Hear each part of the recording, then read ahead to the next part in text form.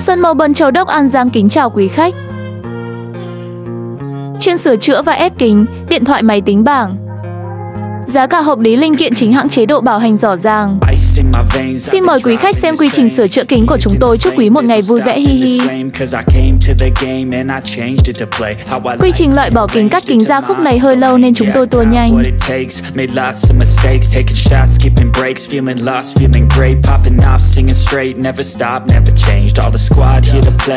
Cho ít dung dịch vào để mềm keo. I get lost in the words I say. I don't push pause, no I push play. I won't stop till I make a change. I withdraw on the things I make. I turn flaws into flawless traits. I build tall, never capped in space. I won't stop till I hear him say, oh, oh, la la la la la la.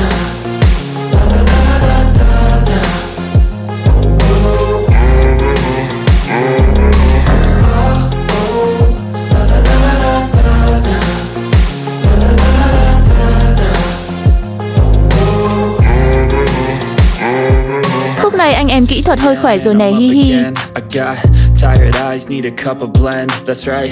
In the AM, that's my only friend. No light, just the sun coming up on the horizon. I lose track of time, yeah, I move. Đây là kính mới chuẩn bị ép vào màn hình.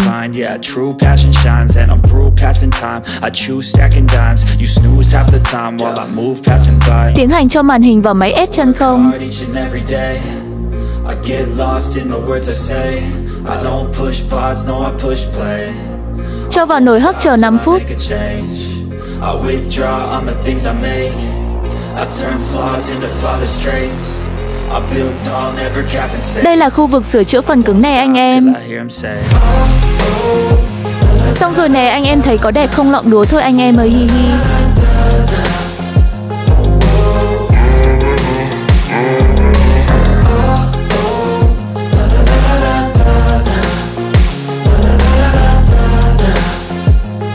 Sửa chữa nhanh chóng, chính xác, giá cả phải chăng, chế độ bảo hành rõ ràng. Chân thành cảm ơn đã xem clip này. Anh chị có điện thoại hư cần sửa chữa nhé, ghé Sơn Màu Bân Châu Đốc nhé. Nhiệt tình chu đáo, tư vấn miễn phí, liên hệ 0946719990 để được tư vấn thăng ưu.